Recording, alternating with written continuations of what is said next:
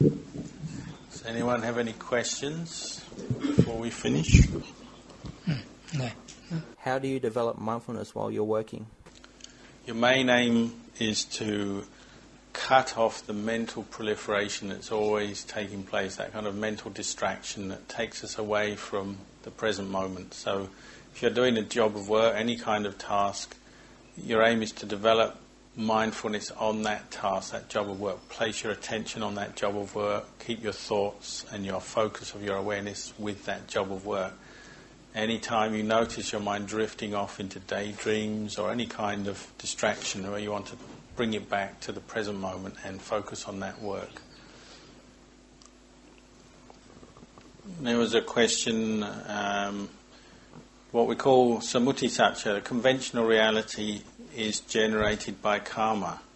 The question was, is that correct? And Tanajan said, yes, that's correct. Say the most obvious conventional reality or conventional truth or apparent truth is this body that we have. Everybody has a body.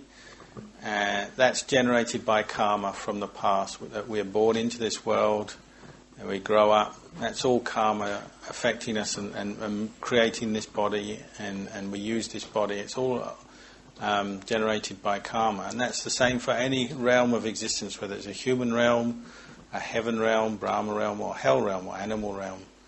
All of these different realms, the beings in each realm, their whole life experience and having a body and a mind, that's generated by karma.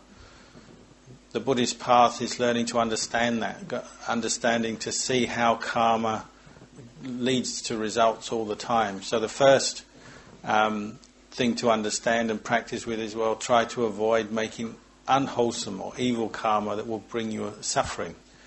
Say if one doesn't do that, one tends to make a lot of unwholesome, unskillful karma. Well, the result of that, the karmic result of that, is that one will receive rebirth in a realm, say what we call it, one of the realms of suffering, say like an animal realm or a hell realm, ghost realm. So we learn to let go of that kind of action, karmic action. We abandon that kind of karmic action, and we can experience a lot of happiness. We're still making karma, we're making good karma, and we're still subject to karma, affected by karma, but at least it's good karma, and the fruits of good karma brings us a lot of happiness.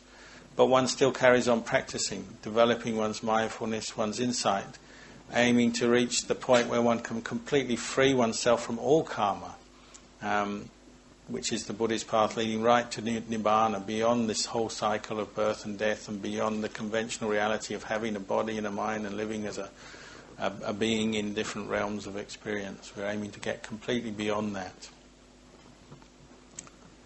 There's a question about, it's quite fashionable for people these days to go to see certain teachers or certain places where they practice what we call annulling karma, or cutting off old karma, getting rid of old karma.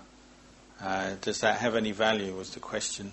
And Tanajan is saying, well, it has some value. It's a technique. Maybe one does a certain ceremony or ritual with the feeling, well, this is ending some old karma that I've done in the past, bad karma, so I'll be free from this suffering.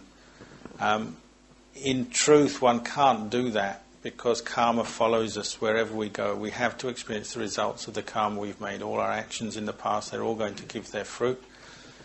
But if one does some kind of special ceremony or ritual, the reason people do it is because they generally feel better for it. It helps them to feel a bit better, and it maybe helps them change their mood. Maybe they've had a lot of problems and suffering and they're a bit depressed or negative.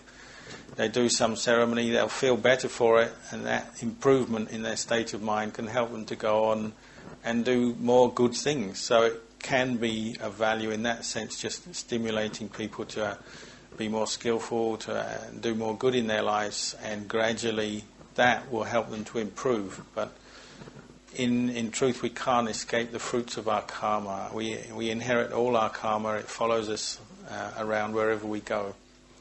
So we should also remember that.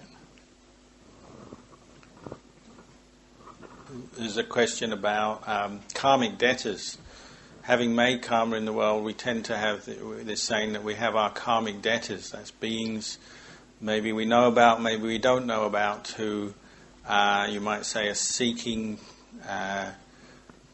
payback, revenge, or seeking to harm us because we've harmed them in the past.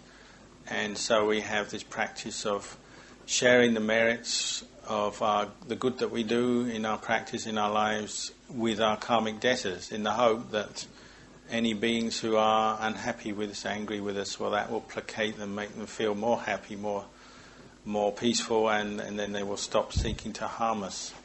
And so Tanajan is just explaining, well, this is a valid practice. The way one does it is by improving one's own state of mind through the practice, particularly developing the practice of kindness, compassion, generosity, which brings up a lot of wholesome dhammas, wholesome states of mind. And as we experience that, we experience the happiness, the peace of that, then we direct our mind to share the fruits of our good practice and our happiness to any beings in any realms that we know of, that we don't know of, that we've harmed in the past. May they also share in that. And this might have an effect, helps our mind improve for sure, and then subtly it might be that it can help them to forgive us, and so that any old karmic debts may be finished, and we have less obstacles, less causes of suffering in our lives. In the teaching of achieving emptiness and letting all conventions go, the things that are conventions in the Dhamma sense, like Dhamma talks, things like this, do we have to let these go as well? We develop our practice in stages, say from the coarse to the refined. So although we are attached to conventional reality from the beginning, the Dhamma is mixed in there, and we have some understanding of Dhamma within that. But as we practice, that understanding becomes more refined. Our awareness, our insight, our knowledge and understanding becomes more refined, and gradually it takes us out of any delusions about the conventional reality. But they come together to start with. Right from the beginning, the Dhamma is with conventional reality. They're both together.